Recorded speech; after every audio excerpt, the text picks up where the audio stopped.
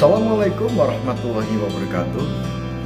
Bismillah, alhamdulillah, wa syukurillah, ala nikmatillah, la haula wa la quwata illa billah, amma ba'du.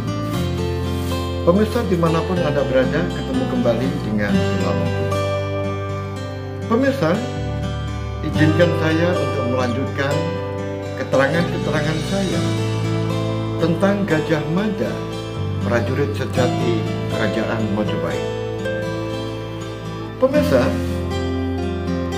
pada episode sebelumnya dijelaskan bahwa Gajah Mada sedang menunggu kehadiran dari Rakembar dan Singodargo,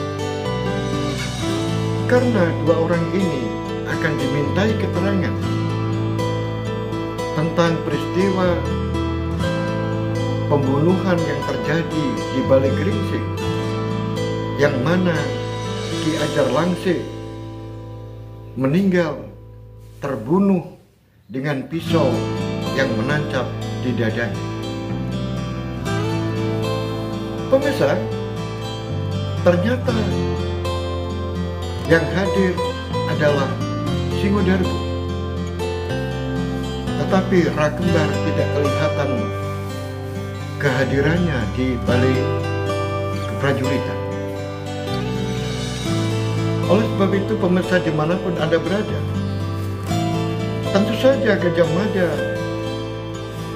bertanya tentang peristiwa yang terjadi sehingga Ki Ajar Langse terbunuh dan siapa yang melakukan pembunuhan itu. Oleh sebab itu, Gajah Mada menginterogasi yaitu Singodargo. Wahai adikku Singodargo, kamu pasti tahu siapa yang melakukan pembunuhan Ki Ajar Langse. Karena saat itu dari beberapa keterangan ada bahwa yang datang sebelum terbunuhnya Ki Ajar Langse adalah kamu dan Rakembar serta Ki Ajar Langse itu sendiri yang datang bersama-sama. Bagaimana ceritanya? Baiklah Kakang, saya akan bercerita sesuai dengan apa yang saya ketahui. Benar, katakan yang sejujurnya. Jangan ada yang ditutup-tutupi, karena ditutupi bagaimanapun pada saatnya nanti akan ketahuan. Baiklah Kakang, saya akan mengatakan sejujurnya. Kakang,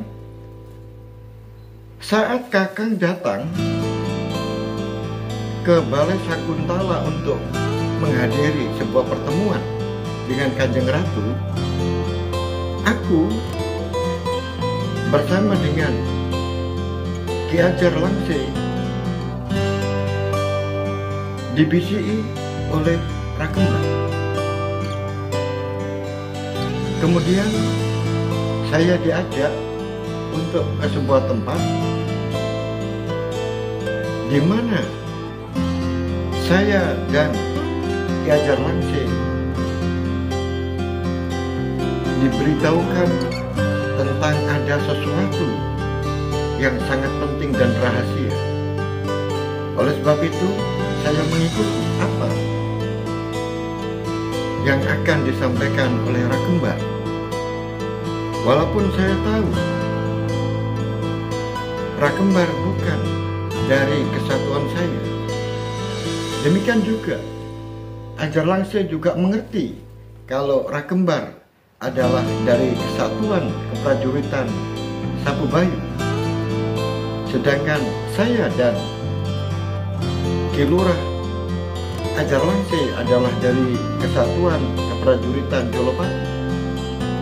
Tetapi karena Rakembar ingin menyampaikan sesuatu yang penting dan bersifat rahasia, maka saya mengikuti. Kakang, ternyata setelah beberapa lama di depan Balai Sakuntala, kemudian Kakang sudah hampir separuh dari mengikuti pertemuan dengan Kanjeng Ratu, maka saya bertiga diajak menuju ke sebuah tempat. Ternyata Rakembar mengarahkan menuju ke Balai Gringsing. Saya berpikir positif bahwa Rakembar ingin melihat Gajah Enggot yang masih dalam keadaan sakit. Akhirnya saya lebih dahulu bersama dengan Ki Ajar Langsir yang masuk ke dalam Balai Gringsing. Saya setelah mengetahui keadaan dari Gajah Pradombo atau Gajah Enggot ini, saya sangat prihatin, kakak.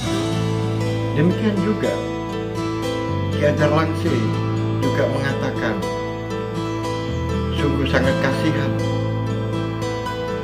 orang yang dulunya perkasa, bahkan masih di dalam sakit ini masih melekat pangkat Senopati Bayangkara. Sungguh merupakan sebuah pangkat yang luar biasa. Oleh sebab itu, kakang, pada waktu itu saya berdua prihatin di dalam ruangan di Balai Gringsing itu. Bahkan saya juga ditemui oleh wanita yang merawat, yaitu Nyai Lengger. Tiba-tiba, kakang, datanglah Rakembar. Akhirnya Rakembar kemudian ikut bergabung sehingga kami ada di dalam ruangan itu bertiga. Saat Rakembar masuk, kemudian menanyakan kepada saya, bagaimana keadaannya? Nah, saat-saat Rakembar masuk yang mengatakan seperti itu, maka Nyai Lengger ini pergi menjauh dari kami bertiga. Kemudian saya jawab seperti ini, adikku Rakembar, keadaan dari Senopati Bayangkara Gajah Pradombo yang dulu dikenal ganas dan memiliki keahlian-keahlian perang yang jarang dimiliki oleh orang lain, sekarang dalam keadaan tidak berdaya. Kemudian Rakembar mengatakan, dan ini yang sangat mengejutkan saya, wah, kalau keadaannya seperti ini, mati tidak, hidup tidak, lebih baik mati saja supaya tidak tersiksa. Duh, kamu kok bilang seperti itu? Jangan seperti itu. Kita doakan saja, semoga yang sakit ini cepat sembuh. Sudah terlalu lama dia menduduki jabatan kursi empu. Berikan kesempatan yang muda-muda seperti saya ini. Nah, saat Rakembar bilang seperti ini, saya sudah curiga. Memang, kakang, Rakembar ini adalah orang yang sangat tidak suka kepada kakang Gajah Mada. Sehingga imbasnya adalah siapa saja yang dekat dengan kakang, pasti dia dibenci. Nah, termasuk orang yang sangat dekat dengan kakang adalah Gajah Pradombo atau Gajah. Oleh karena itu, dia tidak bisa menyembunyikan rasa hatinya, kebenciannya pada Gajah Anggron di depan saya, sehingga terlontar kata-kata seperti itu. Nah, ketika saat itu Ajar Langse masih diam, tidak berbicara apapun. Dia memang kelihatan sangat prihatin dengan sakitnya Gajah Anggron yang tergolek tidak berdaya. Nah, kemudian tiba-tiba Rakembar mengatakan, "Kakang, aku sudah mengatakan bahwa saya memiliki sesuatu yang sangat penting dan rahasia. Nah, ini yang saya tunggu. Apa kira-kira? Pembicaraan ini masih di depan orang sakit.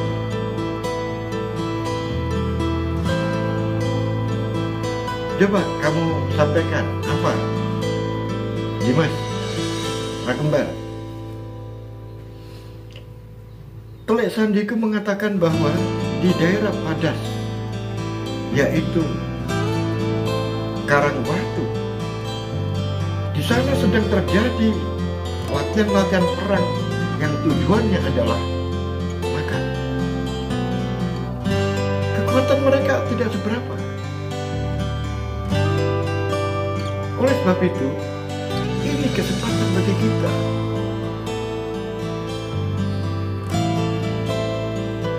yang ada di Karangwatu yang masih dalam persiapan latihan-latihan perang. Kita dahulu kita tumpas, kemudian kita poles di hadapan Kanjeng Ratu bahwa ini merupakan pemberontak, sehingga nama kita akan diperhatikan oleh Kanjeng Ratu karena kita sudah berjasa kepada negara dan bangsa untuk menumpas pemberontakan. Dengan sendirinya pangkat kita, jabatan kita tentu akan naik. Oh begitu. Jadi ini yang dimaksudkan. Itu kata saya, Kakak. Gajah Mada yang sejak tadi mendengarkan kata-kata dari Singgodarko, tidak sedikit pun kalimat-kalimat yang tercecer, dia dengarkan baik-baik. Lanjutkan adikku, Singgodarko, bagaimana? Saya bantah, Kakak. Duh, ini gak benar. Aku sudah paham watakmu. Aku sudah paham karaktermu. Kamu adalah seorang pembual yang luar biasa. Kamu jangan mempengaruhi orang dengan sebuah ide-ide gagasan yang tidak masuk akal. Bagaimana kamu tahu kalau di sana sedang terjadi kegiatan makan? Benarkah kamu memiliki Telek Sandi? Tunjukkan kalau kamu punya Telek Sandi. Siapa namanya? Kamu dengan saya ini kan seimbang. Kamu murah, aku juga murah. Cuma beda kesatuan saja. Kalau kamu adalah murah dari kesatuan satu bayu, sedangkan aku dan kakak ini Ajar Langse sama-sama murah, tapi beda kesatuan. Kalau aku dengan kakak Langse dari kesatuan Jolopati. Nah, kalau aku punya Telek Sandi, apa jabatanku? Pertanyaannya adalah kembali ke kamu. Kamu kan sama dengan saya. Kok kamu punya Telek Sandi? Apakah kamu senopati? Ini merupakan kelebihan. Jangan seperti itu. Katakan yang sejujurnya saja. Jangan pakai tebeng aling-aling. Benar kakak, saya hanya bergurau. Saya itu diberitahu oleh seseorang, teman saya, dan teman saya ini mendengarkan pembicaraan Gajah Mada bersama teman-temannya dari Bayangkara bahwa di sana, di Karangwaku, sudah terjadi sebuah aktivitas, yaitu kegiatan-kegiatan latihan ketentaraan yang tujuannya adalah untuk memberontak kerajaan Majapahit. Nah, itu baru benar. Jadi kamu jangan mendahului. Kamu jangan sok minter. Nanti kalau kamu sok kepinter, sok keminter, nanti hasilnya keblinger. Setelah itu kakak, dia sudah mulai menunjukkan sikap yang kurang senang kepada saya. Karena saya langsung tok selorok, tidak pakai tebeng aling-aling, apa adanya saya katakan. Nah sekarang, kakang ini kira-kira setuju atau tidak ajakan saya ini untuk menyerbu Karangwaku? Ini kesempatan loh kan? Ini kesempatan. Jangan disia-siakan. Begini adikku, Mbak. Saya adalah seorang prajurit. Kamu juga seorang prajurit. Saya ini dan kamu punya atasan.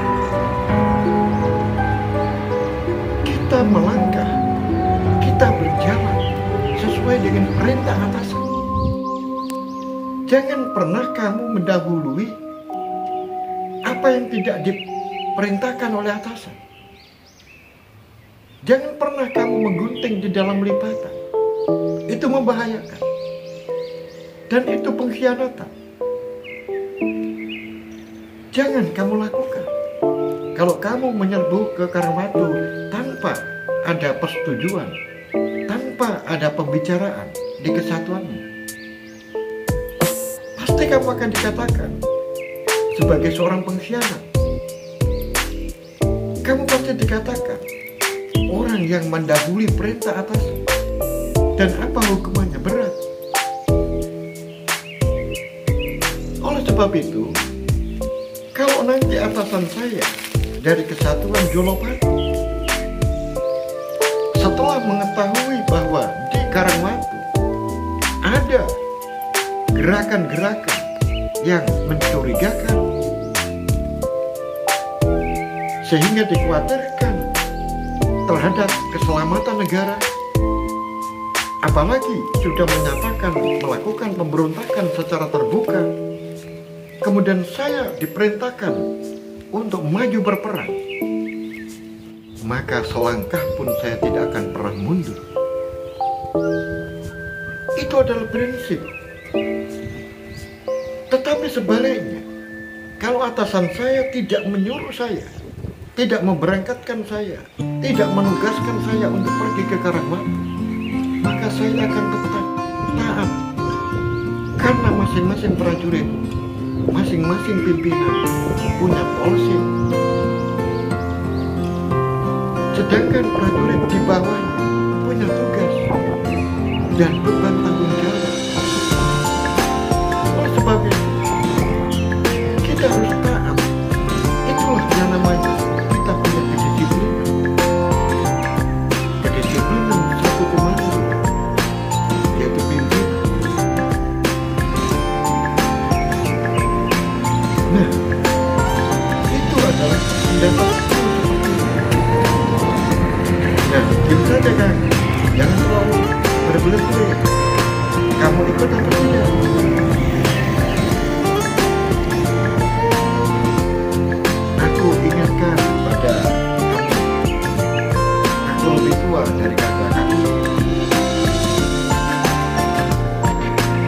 sudah saya katakan bahwa kita punya pimpinan. Kapten sudah semenjak Prabu Jaya Negara diselamatkan oleh Bayangkara yang dipimpin oleh Gajah Mada. Saat itu terjadi sebuah perubahan. 4 kesatuan yang dahulunya ada di Majapahit kemudian disederhanakan menjadi 3. Kesatuan Jolopati, Kesatuan Sapubayu, dan Kesatuan Bayangkara. Nah, kemudian Senopati. Masing-masing kesatuan punya senopati. Dan semenjak Prabu Jaya Negara menjadi raja yang diselamatkan oleh Gajah Mada, maka Senopati Gajah Mada yang merupakan pimpinan senopati di Bayangkara saat itu sudah ditetapkan di dalam surat kekancingan, surat keputusan yang menyatakan bahwa Gajah Mada adalah wakil panglima tertinggi. Panglima tertinggi adalah raja. Tetapi Gajah Mada diberikan hak untuk melaksanakan tugas-tugas dari panglima tertinggi itu dalam keseharian. Jadi Gajah Mada memiliki kedudukan yang penting, apalagi sekarang. Sekarang Bunda Gayatri yang menjadi ratu kemudian menyerahkan selendang kehormatan. Selempang kehormatan itu tidak semua orang bisa menerima. Apa itu artinya? Selempang kehormatan ini menunjukkan bahwa siapa yang menerima selempang kehormatan itu atau selendang kehormatan itu, dia adalah mewakili tugas-tugas harian dari panglima tertinggi, yaitu Ratu Gayatri. Dan orang satu ini luar biasa. Dia juga memiliki rencana dari Mahapatih Hamangkubumi Haryotada yang sudah merasa sempuh dirinya. Akhirnya tidak hanya satu, tetapi rencana kepatihan juga diserahkan kepada Gajah Mada oleh Empu Krewes. Kamu ini selalu Gajah Mada, Gajah Mada, Gajah Mada. Ada apanya Gajah Mada?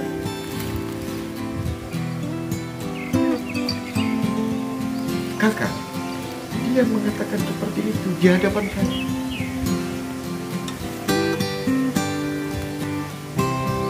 Karena aku sudah paham orang ini. Sikapnya memang seperti itu, kasar, tidak logis, dan tidak mau dia hanya berpikir secara logis. Emosinya terlalu tinggi.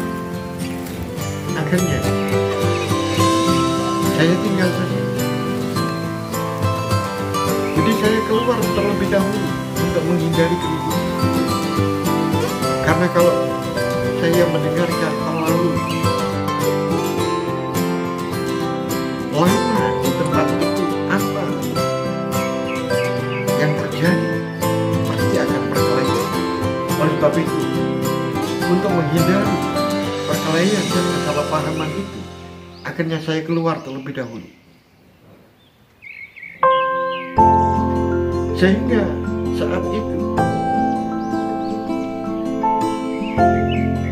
hanya Ajar Langsir dan Rakembar yang ada di dalam.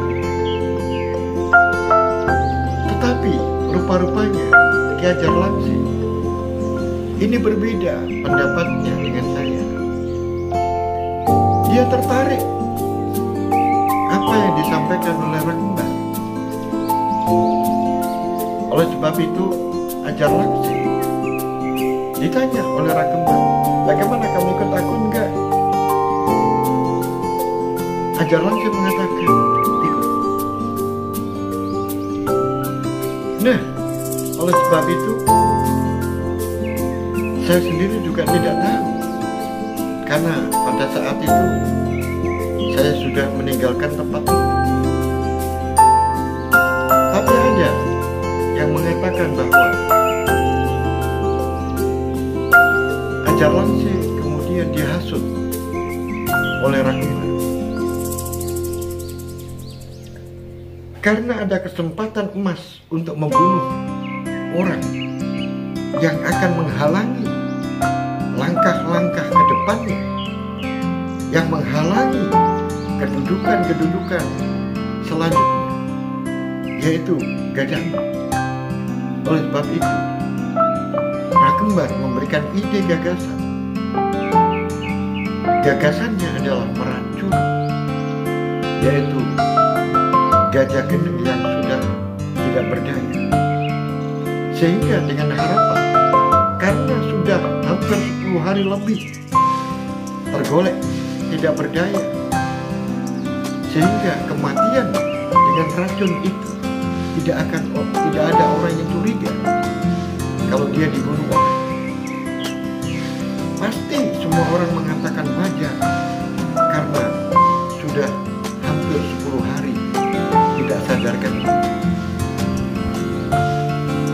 Kemudian Rakembar mengeluarkan racun dari saku, yaitu dari sabuk saku, lipatan kain yang mengikat pinggangnya, kemudian menyerahkan racun kepada ajar langsing. Perintahnya adalah masukkan racun ini ke dalam air, kemudian teteskan ke mulut Gajah Enggon yang sudah tidak berdaya, sehingga dia akan cepat mati. Kemudian Rakembar pergi.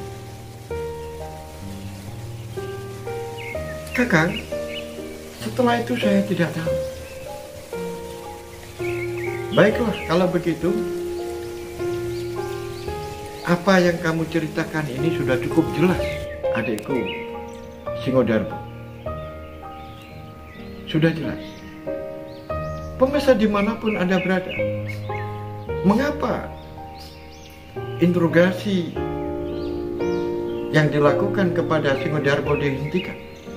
Karena dari jauh kelihatan ada 2 orang yang naik kuda menuju ke balai keprajuritan. Oleh sebab itu, semuanya menunggu siapa orang yang datang itu.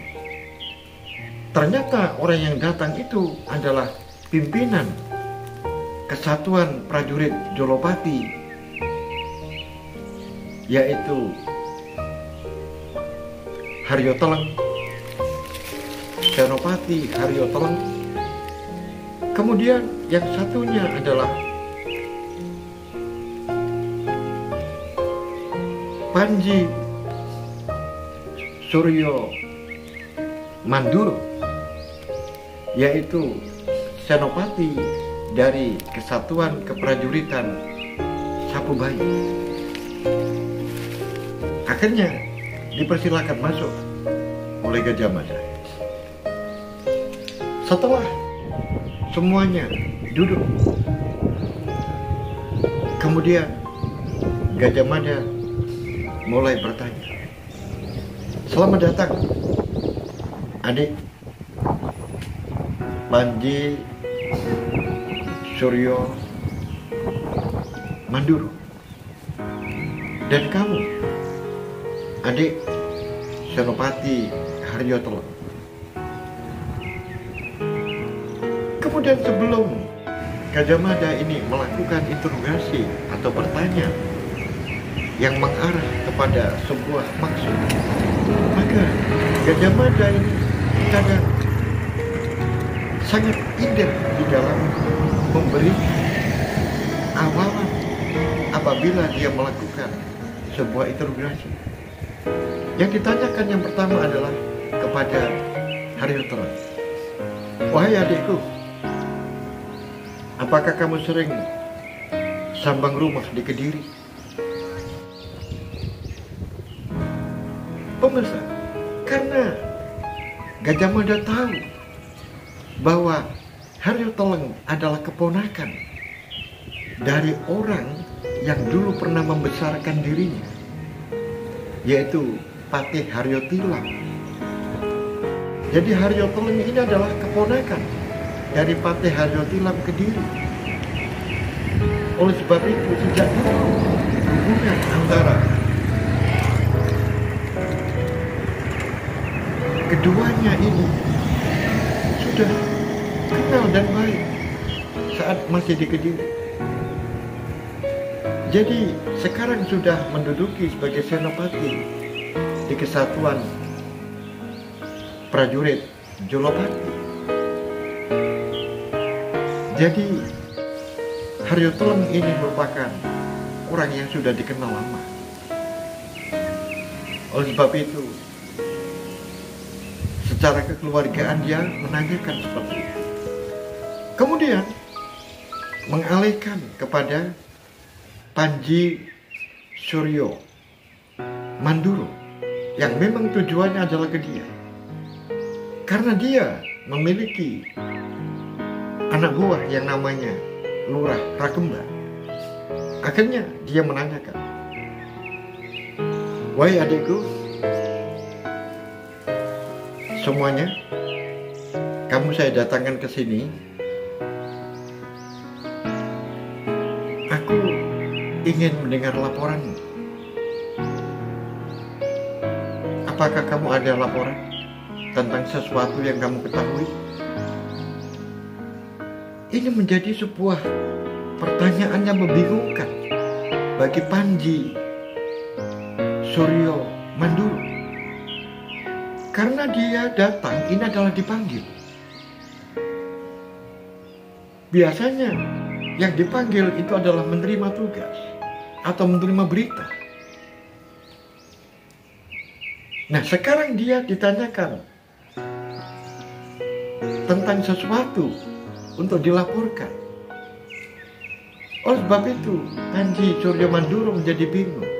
Mohon maaf kakak, saya merasa tidak punya laporan yang perlu saya sampaikan pada kakak. Karena tidak ada peristiwa atau kejadian-kejadian yang sifatnya perlu dilaporkan. Oh begitu, ya nggak apa-apa. Begini, kalau begitu saya akan menjelaskan. Di sebuah tempat yang namanya Karangwatu, di sana ada seseorang yang berambisi untuk menjadi raja. Namanya adalah Raden Panji Rukmamurti. Raden Panji Rukmamurti ini memiliki wakil, yaitu Pakering Suramurdo. Kamu tahu Pakering Suramurdo itu siapa? Pakering Suramurdo adalah paman dari Raden Cakradhara. Dua orang inilah kemudian menghimpun kekuatan yang ada di Karangwatu, kemudian melakukan kegiatan-kegiatan latihan kemiliteran. Dan telik sandi yang saya kirimkan ke sana sudah jelas bahwa di tempat itu sedang terjadi persiapan untuk makar. Yang akan dipersiapkan menjadi raja adalah Panji Rukmamurti. Nah, dari kegiatan-kegiatan yang dilakukan di sana juga sudah tersusun rapi, karena di sana sudah memiliki bendera, punya panji-panji yang berupa ular kobra yang melilit buah naga. Dan ini sudah saya klarifikasi, saya tanyakan kepada yang membuat. Yang membuat adalah Nyai Ratanja. Sehingga ini ada hubungan antara Nyai Ratanja, kemudian Panji Rukmamurti, dan Rakereng Suromurdo. Ini pasti ada hubungan, cuma masih belum terbuka.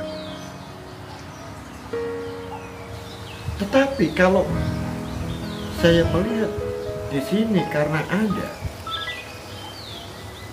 hubungan antara gambar yang dibuat oleh Nyai Ratanja dengan bendera yang ada di Karangwatu yang sama persis dengan gambar yang diciptakan oleh Nyai Ratanja. Mungkin saja ini ada latar belakang yang dahulu, dendam-dendam Sabta Dharma Putra yang sudah hampir semuanya terbunuh.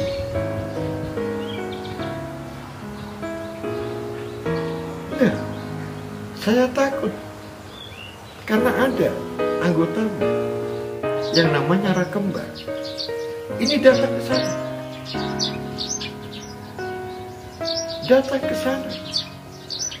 Tetapi aneh,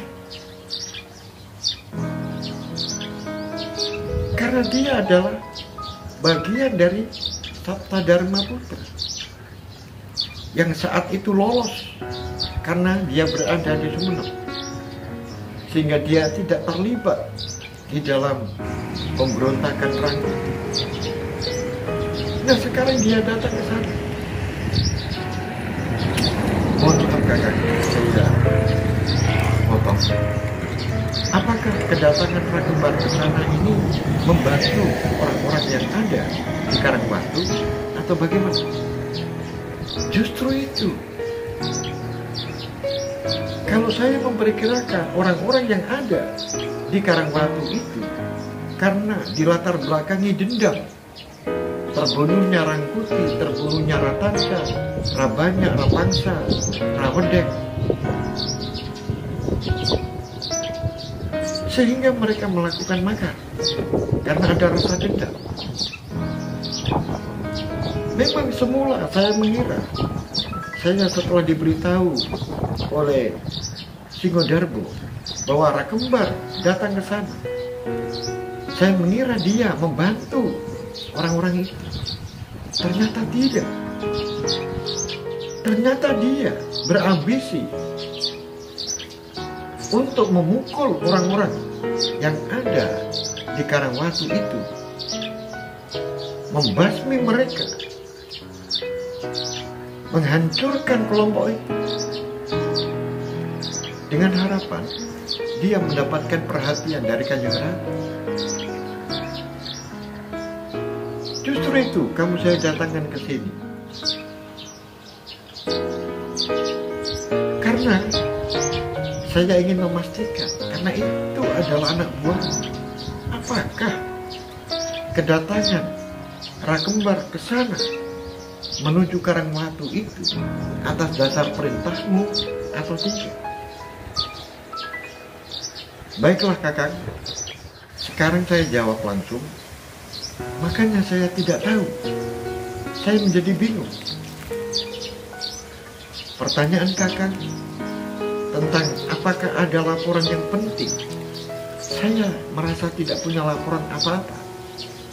Dan saya juga tidak mengetahui tentang kegiatan-kegiatan dan aktivitas yang ada di Karangwatu. Andai kata saya tahu, pasti sudah saya laporkan kepada Kakang Gajah Mada. Karena saya merasa tidak tahu, sehingga saya bersikap diam. Memang tidak ada yang perlu saya laporkan. Nah, sekarang ini saya baru tahu setelah Kakang menjelaskan. Ternyata dari anak buah saya ada yang melancangi tugas-tugas saya, yaitu Rakembar. Nah, itu yang saya maksudkan. Itu sungguh tidak baik. Penyerbuan kepada seseorang yang dituduh atau diindikasikan sebagai pemberontak untuk menyerbu ke sarang mereka harus menggunakan ini dan harus direncanakan dengan matang. Rakembar berdasarkan laporan dari Singodarmo hanya membawa antara 40 sampai 50 orang. Aku sudah mengirimkan telesanji ke sana jauh sebelum ini. Dan sahabatku yang namanya Pradabasu sudah di sana sebelumnya, sehingga tahu persis siapa yang memimpin dan apa kegiatannya, berapa kekuatannya, dari mana saja kekuatan itu, dan apa yang melatar belakangi mereka sampai melakukan kegiatan yang katanya akan makar kepada negara. Ribuan jumlahnya. Nah, sekarang yang menjadi pertanyaan, Rakembar datang ke sana dengan 40 sampai 50 orang. Coba kamu pikir. Oleh sebab itu, sekarang jangan tunggu lama. Aku tugaskan kamu berdua dari pasukan Jolopati dan dari Sapu Bayu untuk segera menyusun kekuatan. Berangkatlah ke sana dengan kekuatan penuh, sehingga Rakembar akan kita selamatkan. Karena apa? Pasti dia akan menjadi bulan-bulanan. Kalau tidak cepat kamu tolong, pasti hancur. Baiklah Kakang, terima kasih. Semuanya sudah menjadi jelas. Baiklah, kalau begitu cepat kamu susun kekuatan, selidiki, buat konsep secara cepat. Konsep pertempuran apa yang kamu pakai, rundingkan antara dua kesatuan, bagi tugasnya. Terima kasih Kakang, saya mohon pamit. Pemirsa dimanapun Anda berada, akhirnya dua orang Senopati dari kesatuan Jolopati, yaitu Lembu Peteng dan Panji Suryo Manduro, sudah pergi dari balai keprajuritan. Pasti dia akan merencanakan tentang penyerbuan ke Karawaktu karena sudah ada perintah dari Gajah Mada. Pemirsa dimanapun Anda berada, setelah mereka pergi, akhirnya Gajah Mada bertanya kepada sahabat-sahabatnya yang masih ada di situ. Ada Bayangkara, ada Riung, Samudro, maksudnya adalah Bayangkara Jayabaya, dan ada Panjang Sumpit dan Sinumping masih ada di tempatnya. Kemudian Gajah Mada tiba-tiba bertanya, siapa yang tahu peta dari tempat Karangwatu? Saya Kakang, saya tahu sedikit. Jadi Kakang, yang namanya Karangwatu ini merupakan sebuah tempat dataran yang begitu luas. Kemudian dataran luas ini, di hamparan bagian tepi ini adalah Sungai Berantas. Sedangkan di sekitar dataran yang cukup luas itu Kakang, ini ditutup oleh karang-karang atau batu-batu karang, sehingga seakan-akan tempat ini terisolasi. tetapi cukup luas. Dan tebing-tebingnya juga tinggi dan curam. Sehingga satu-satunya jalan yang bisa ditempuh untuk bisa menggempur daerah itu adalah harus menyeberangi Sungai Berantas. Dan itu kalau terjadi, pasti orang yang menggempur ke sana akan mengalami kesulitan. Karena mereka sudah mempersiapkan tentara-tentara air dan tentara-tentara yang sifatnya rahasia, yang bisa menyerang sewaktu-waktu, yang sembunyi, sehingga susah untuk ditebak. Jadi daerah itu dilingkari oleh pegunungan, bukit-bukit yang terjal. Kemudian pelatarannya begitu luas. Kemudian di pelataran tepi yang luas itu adalah terhampar, yaitu Sungai Berantas. Baiklah kalau begitu, bagaimana kalau aku mengirimkan kamu ke tempat sana? Siap, Kakang. Pemirsa dimanapun Anda berada, akhirnya Gajah Mada ini menunjuk Lembu Pulung untuk memimpin Bayangkara. Tetapi tidak ditunjukkan kepada dua kesatuan itu. Kemudian Gajah Mada punya ide. Lembu Pulung, apakah kamu tidak bisa memimpin pasukan itu melewati tebing? Siap, Patih. Saya akan memimpin tidak melewati Sungai Berantas, tetapi saya akan menikung dari belakang, yaitu harus melewati tebing. Tentu saja dibutuhkan prajurit-prajurit tangguh. Kamu butuh berapa orang dari kesatuan Bayangkara yang kamu bawa? Menurut saya, Kakang, jangan terlalu banyak. Karena kalau terlalu banyak akan menyulitkan juga dan akan mudah diketahui. Usulan saya cukup 10 orang.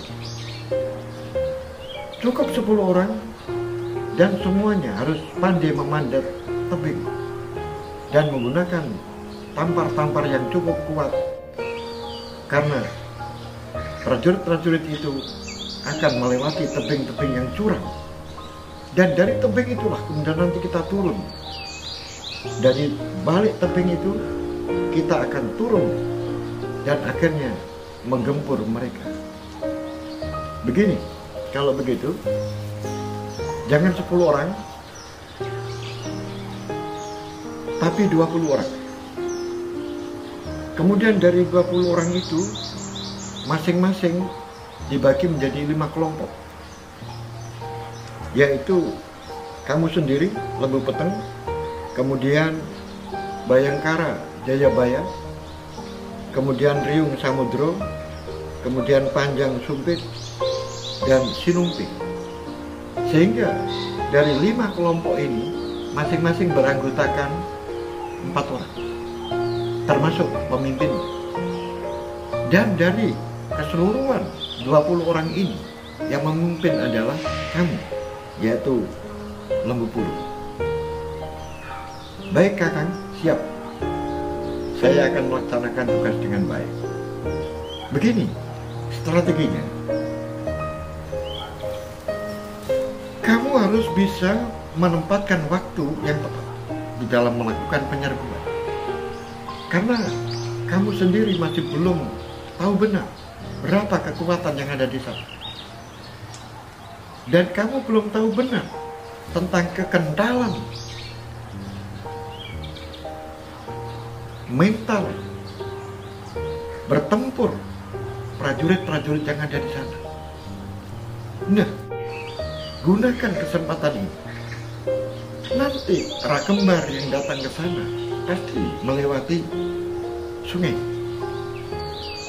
Jolopati dan Bayu Sapu demikian juga.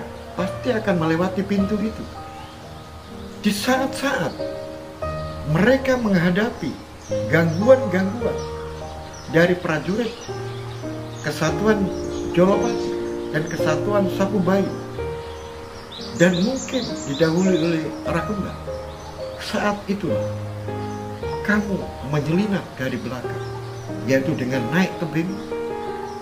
Dan di saat orang-orang di sana menghadapi menuju ke sungai, maka kamu akan bisa masuk lewat belakang. Dan ingat, kamu punya misi menangkap hidup, yaitu Panji Rukmamurti dan Rakering Suramurti. Baik kakak, kamu Macan Liwong dan Gajah Geneng, mengapa kamu tidak saya tunjuk untuk ikut ke sana? Karena kamu punya tugas, nanti malam ikut saya ke Padaspayung untuk menangkap Rakering Suramurti atau Rangsang Pemuda. Karena nanti malam akan ada pertemuan antara dia dengan keponakannya, yaitu Raden Cakradara. Baik kakang, pemirsa dimanapun Anda berada, demikianlah keterangan dari saya. Dan jangan lupa berikan dukungan kepada saya, berikan like dan subscribe agar acara ini terus aku bersemangat. Sampai di sini akhirul kalam. Bila taufiq wal hidayah wal inayah. Assalamualaikum warahmatullahi wabarakatuh.